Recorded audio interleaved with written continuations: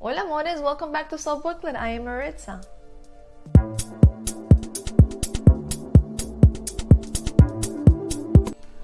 When we get married, we always want to think and feel that our marriages are like some kind of bond that could last intrinsically forever.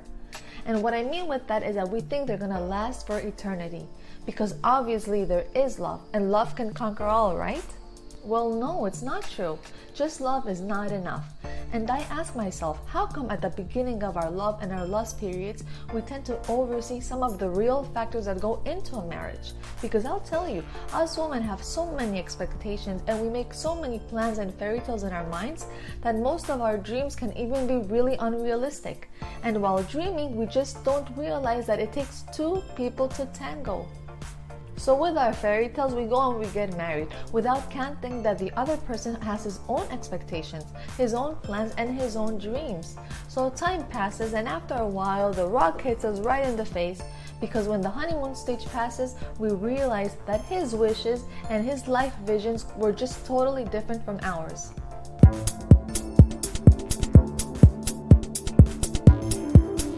Before we start, I want to send a special thank you to my new channel subscribers. And I want to invite those who haven't yet subscribed to please do so and help me continue growing this channel. And don't forget to check out my other videos here on YouTube on topics that could interest you, such as life, love, and relationships. So today we're going to talk about on how come women initiate 70 to 80% of all divorces, and what can we do as men and women to change that. So stay till the end to hear some great tips and advices. So divorces used to be extremely rare. Back in the days, about 1 in 500 was the norm, and more so because of the economic dependence women had in this relationship.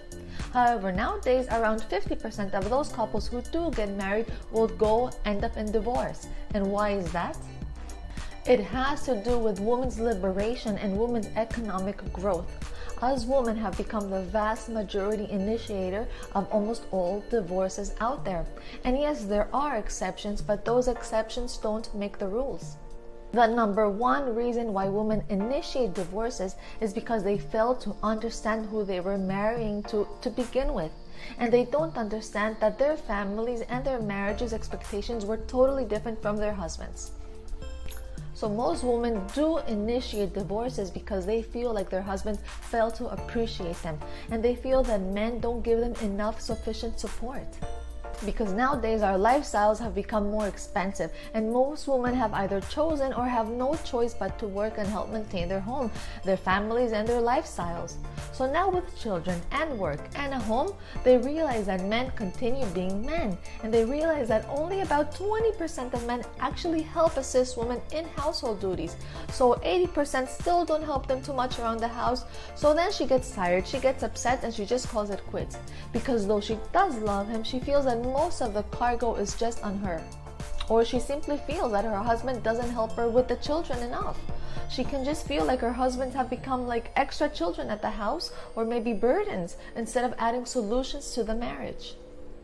Another reason why women initiate most divorces nowadays is because the women are independent and they have education and they work and they make money. So now more women don't tolerate or accept a man's behavior in regards to his infidelity, or even maybe some men being abusive.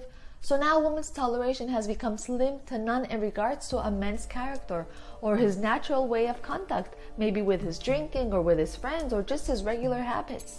And now tell me if you agree that most women initiate divorces because the wife feels like the husband just doesn't understand them, that the husbands are not there for them emotionally, and some women may even feel that the communication with their husbands is just not there anymore. And when the wife feels lonely, when she feels alone, she feels little emotional support, then she bursts, and then she just can't take it anymore. So do you know what the problem is? The problem is not that men have changed drastically their ways of being men and husbands, because most of the men have always been the same and have always acted like men.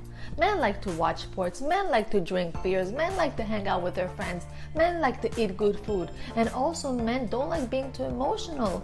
They also don't like communicating as much as we do, and many of them don't even care or have the patience to work around household duties, because to begin with, most men are not even as clean and neat as us women.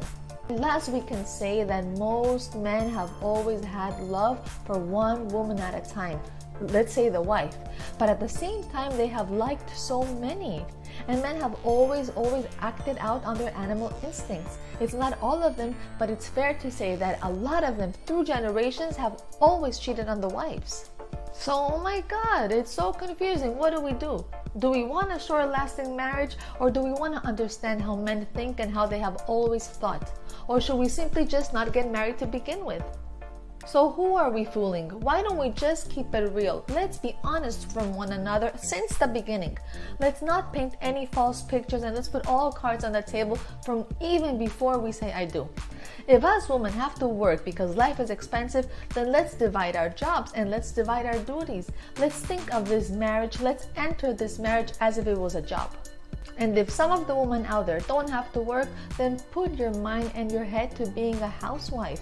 Do the job correctly, take care of the children, take care of the husband, of the home. We need to know what we each will do in order to make this marriage work, this job work. And we need to know what we're getting into from the beginning in order to avoid bringing children or even divorcing later on. We know love is very important, but communication and having peace in our home is key. So let's think with firm minds and let's not live short-time fairy tales. And if we do decide to marry them, then let's not give up so easily and let's not choose the easy way out to divorce, because we could have avoided failure and avoided bad moments and avoided all from passing through this terrible experience of divorcing.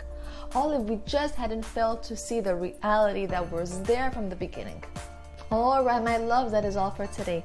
I hope you liked what I shared and I look forward to seeing you again soon. Please give me a like if you appreciate this content and drop a comment to let me know if you initiated a divorce before and if you regret it while looking back.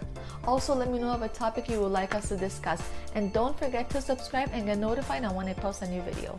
Once again, I am Maritza with Soulbooklet, and I will continue bringing you ways on how to create a better bond with yourself and a more meaningful relationship with all around you. Thank you so much for watching this video and for sticking with me through this channel. Till next time. Ciao, ciao, amores.